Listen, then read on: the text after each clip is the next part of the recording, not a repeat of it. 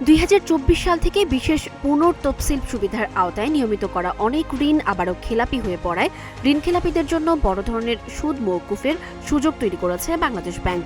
সোমবার জারি করা এক সার্কুলারে ব্যাংকগুলোকে ঋণ গ্রহীতাদের চার্জড আনচার্জড উভয় ধরনের সুদ মওকুফের অনুমতি দেওয়া হয়েছে। এর ফলে সুদ মওকুফের আগে তহবিল খরচ আদায় নিশ্চিত করার যে বাধ্যবাধকতা ছিল তা শিথিল করা হয়েছে।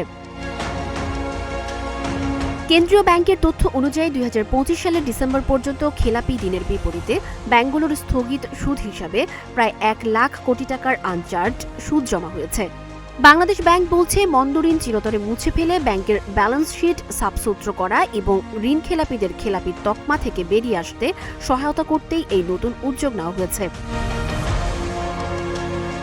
সর্বশেষ সার্কুলার অনুযায়ী 2024 সালের 6 আগস্ট থেকে 2026 সালের 30 জুন পর্যন্ত বিশেষ পুনর্তফসিল সুবিধা পাওয়া ঋণ গ্রহীতারাও এই সুদ মওকুফের আওতায় আসবেন।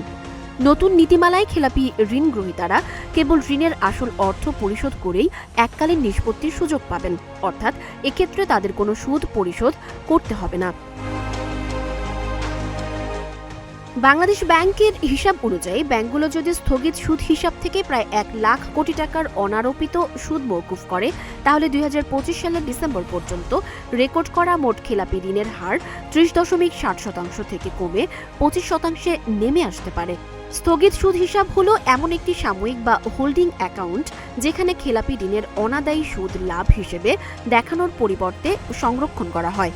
কোনো ঋণ নির্ধারিত সময়ের পর পরিশোধ না হলে সেটি নন পারফর্মিং লোন বা খেলাপি ঋণ হিসেবে শ্রেণীবদ্ধ হয় এবং সেই ঋণের সুদ আর ব্যাংকের আয় হিসেবে গণ্য করা হয় না।